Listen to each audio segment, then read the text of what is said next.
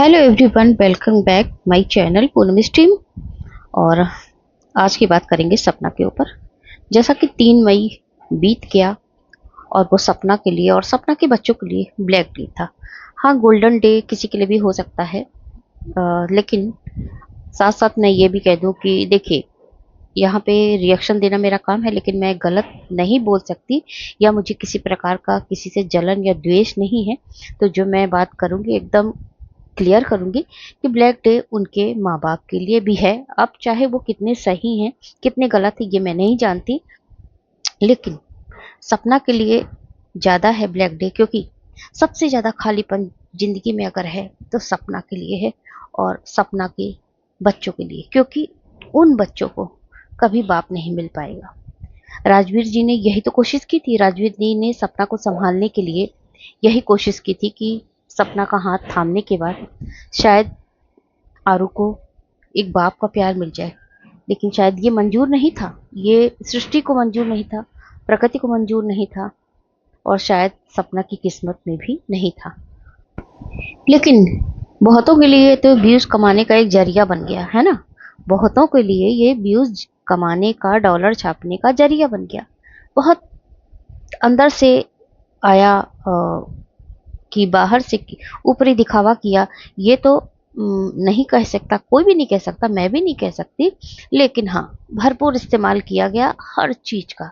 अब आप देख ही रहे होगे, छोटी सी छोटी बात को भी यूज किया जाता है, छोटी सी छोटी बात को दिखाया जाता है। लेकिन सपना ने ये डे अपना जो था ब्लैक डे कैसे मनाया, उसकी कोई पोस्ट नहीं आई। शायद आनी भी नहीं चाहिए थी, क्योंकि कोई पत्नी, कोई वाइफ अपने पति को सेलिब्रेट कैसे कर सकती है?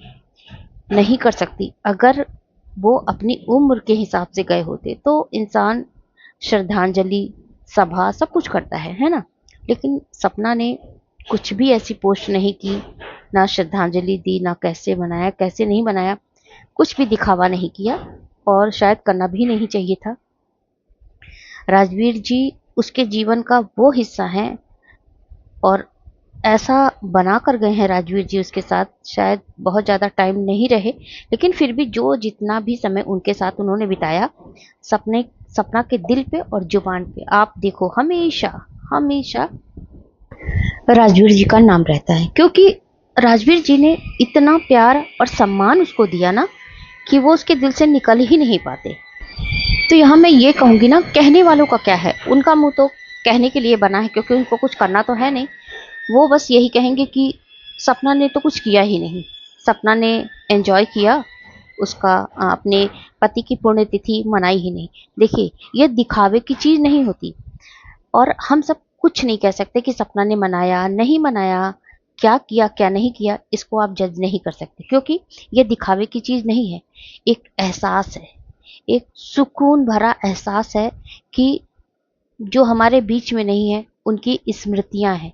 तो वो उनकी स्मृतियों को कैसे उसने याद किया, उनको श्रद्धांजलि कैसे दी, उनको कैसे याद किया अपने बच्चों के साथ, अपनी फैमिली के साथ, ये दिखावे की चीज़ नहीं थी। और शायद सपना ने सही किया, क्योंकि अगर सपना यही सपना अगर दिखाती तो लोग उसमें भी कुछ ना कुछ नुक्स निकाल देते कि भाई देखो, ये तो ऐसे कपड़े पहन कर गई थी या इसने ऐसा कर दिया।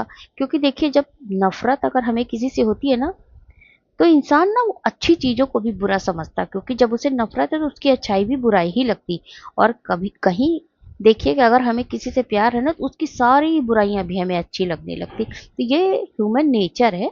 और तो शायद सपना ने नहीं दिखाया, कुछ भी किया होगा, हम इसको कुछ भी नहीं कह सकते, जज भी नहीं कर सकते और ये भी नहीं कर सकते कि सपना ने मनाया नहीं मनाया।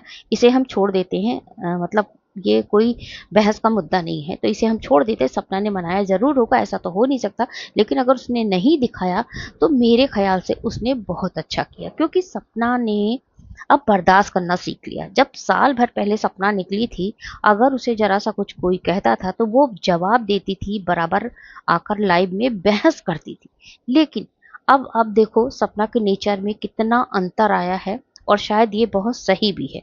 क्योंकि हमें ज़रूरी नहीं है कि मेरे पीछे कोई पड़ा है तो हम हर बात का जवाब दें। आप उससे उबर सकते हैं, उससे निकल सकते हैं। आप उसकी बातों का जवाब देना छोड़ दीजिए। जवाब देना छोड़ दीजिए, छोटे-छोटे लोगों को वैल्यू देना छोड़ दीजिए। आप बिल्कुल निकल जाओगे उससे। यही होता है सच। या तो फिर आप मोर्चा संभाल लो लड़ने का, भिड़ने का। इसमें क्या होता है देखिए, आपका माइंड भी खराब होगा, आपका समय भी जाएगा। तो जो समय आप अपने लिए निकालोगे, अपने घर के लिए, अपने बच्चों के लिए, और उतना ही मेंटल, फिजिकल आप परेशान रहोगे। इसलिए जवाब देना तो बहुत ज़रूरी नहीं है कि हर बात का जवाब दिया जाए और तुरंत जवाब दिया जाए। कुछ सोचिए, मंथन करिए, उसके बाद जवाब दीजिए। तो सपना जो अब कर रही है ना, मेरे ख्याल से यही हम सब समझाते रहे, हम रिएक्शन वाले भी, और शायद उसकी ऑडियंस भी यही समझाती रही, क्योंकि आप जिस बात को जब जितना ही वैल्यू दोगी ना, वो अगली पार्टी जो है, सामने वाली पार्टी, उतनी ही स्ट्रांगली आपके साथ आके खड़ी होगी फिर से दूसरा क्वेश्चन लेके। इसलिए कभी भी आपको जवाब नहीं देना था, और वही सपना कर रही है। मैं तो इस बात से बहुत खुश हूँ कि सपना ने ऐरे गहरे नत्थु खैरे जो कमेंट्स आते हैं उनका जवाब देना छोड़ दिया, लाइक करना छोड़ दिया। खत्म, बवाल ही खत्म करो। छोटी जीजी को देखो, कितनी गालियां भी पड़ती है ना, वो बिल्कुल उसको हाईलाइट नहीं करती, बिल्कुल भी लाइक नहीं करती, मतलब लेती ही नहीं है बिल्कुल, है ना। पढ़ती होगी, ऐसी बात नहीं पढ़ती नहीं होगी, सब पढ़ती, क्योंकि वो कभी कभी लाइव जब करने आती सारी बातों का जवाब भी देती है। लेकिन क्या वो देखती नहीं? उसके वीडियो से, उसके ब्लॉग से पता चलता है कि वो देती। हाँ, छोटी जीजी ने भी ब्लॉग डाला है कि ये हमारी फैमिली पहले कैसी थी, अब कैसी है।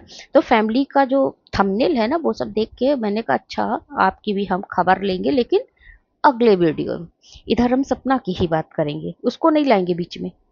तो सपना जैसी लड़कियां ना हमारे देश में बहुत हैं। ये सपना का जो मैटर है ये हाईलाइट है वाईटी पर, लेकिन इन जैसी बहुत सी लड़कियां हैं जिनके साथ यही भी हो रहा है। अब लोग जब कहते हैं ना कि सपना पैसे की लोभी है, लोभी होती है, मैं उन सबको जवाब ये देना चाहती हूँ कि अगर एक सपना लोभी होती तो सपना जिस समय घर छोड़ रही थी उस समय उसने अपने ससुर से कहा थी, पापा जी आप मुझे विला दे दो और मैं आपको पैसा दे दूंगी। उन्होंने क्या कहा कि नहीं नहीं नहीं, मैं तुझे पैसा दे दूंगा और तू विला छोड़ दे। और जब अपना सारा सामान रख रही थी तो उनकी सासू माँ कैसे उसके बगल में खड़े होकर बराबर देख रही हैं कि वो क्या क्या रख रही है। उन्होंने सब कुछ रखवा लिया, यहाँ की जो सपना को शादी में स्त्री धन मिला था, उसके गहने जेवर मिले थे जिस पर कि सास ससुर का किसी का भी अधिकार नहीं होता, लेकिन वो भी रखवा लिया उसने, फिर छोड़ दिया। लड़ाई तो वहीं से शुरू होती ना, जब सपना ने देखा कि भाई मेरे यूट्यूब चैनल का पैसा पहले भी आता था तो पूरे घर में बट जाता था, जगह जगह डिस्ट्रीब्यूट होता था, अब फिर भी वही हो रहा है। कुछ लगाम लगाने की कोशिश राजवीर जी ने की सपना से शादी के बाद, लेकिन ये होता है ना, घर के नियम टूटते हैं तो फिर बुरा बनाया जाता है कि जब से ये आया तो ये ऐसे करने लगा। तो कुछ नियम ऐसे होते हैं धीरे धीरे टूटते, तो नियम तो जब तक टूटते तब तक तो राजवीर जी चले गए।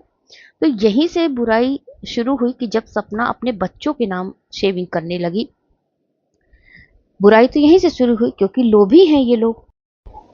उसके बाद तो पता ही है कि राजवीर जी थोड़ा बहुत हैंडल करते थे, सपना भी साथ साथ लगी रहती थी। फिर आया इतना बुरा दिन इसकी जिंदगी में, इतना काला दिन आया कि सब कुछ तहस नहस हो गया।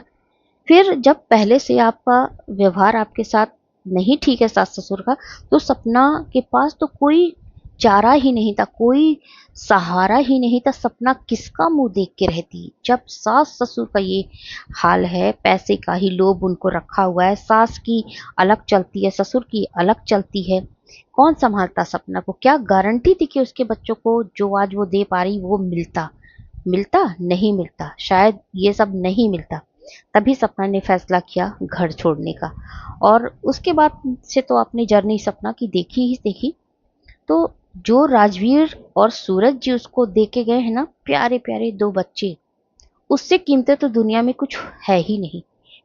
ये पैसा, प्रॉपर्टी, ये सब तो आना जाना है, बिक गई ना दो लोग, बिक गया ना दो, विला भी चला गया, जिम भी चला गया, सारी यादें तहस नहस कर दी, अपने हाथों ही अपने लगाए पेड़ को तहस नहस कर दिया। अरे भगवान ने जो किया था वो तो किया, लेकिन आपने भी जो करना था कर दिया। अरे रेंट पे उठा देते, है ना, रेंट पे उठाते जिम को तब भी चलता, किराए पे विला दे देते तब भी चलता, लेकिन नहीं भाई, जैसे इनके आसपास के लोग इनको सजेस्ट करते होंगे वैसा ही ये लोग करें। तो कुल मिला के टोटल बात ये है कि कुछ लोग दिखावा करने में विश्वास करते हैं और कुछ लोग नहीं। तो सपना ने नहीं दिखाया कि मैंने अपनी पति की जो ये ब्लैक डे था उनकी स्मृति में उनको श्रद्धांजलि कैसे दी, नहीं दिखाया। लेकिन भाई छोटी जीजी ने तो दिखा दिया, छोटी दीदी ने सब कुछ फैमिली वाली सारी फीलिंग दिखा दी और पूरा थंबनेल दिखा दिया, पूरा सब कुछ दिखा दिया। भाई देखो, अब आप दिमाग लगाओ कि ये व्यूज और डॉलर के पीछे परेशान कौन है। सपना तो अपना काम कर रही है, अपने लिए नए नए जरिए खोज रही है, नए नए तरीके ढूंढ रही है कि जिससे उसकी इनकम बढ़े, अपने बच्चों का फ्यूचर वो सेव कर सके। तो ये था मेरा वीडियो सपना के ऊपर। लेकिन अगला वीडियो जो आएगा वो हम अपनी प्यारी छोटी जीजी के लिए लाएंगे। भाई उनके ऊपर सपना से बात हो रही हो और उनके ऊपर बात ना हो, ये तो हो नहीं सकता। तो प्यारी छोटी जीजी के बारे में हम जरूर बात करेंगे। तो वीडियो पसंद आया हो तो फ्रेंड्स लाइक कीजिएगा, चैनल को जरूर सब्सक्राइब कीजिए, बेल आइकन हिट कीजिएगा। चलिए मिलते हैं अगले रिएक्शन वीडियो में।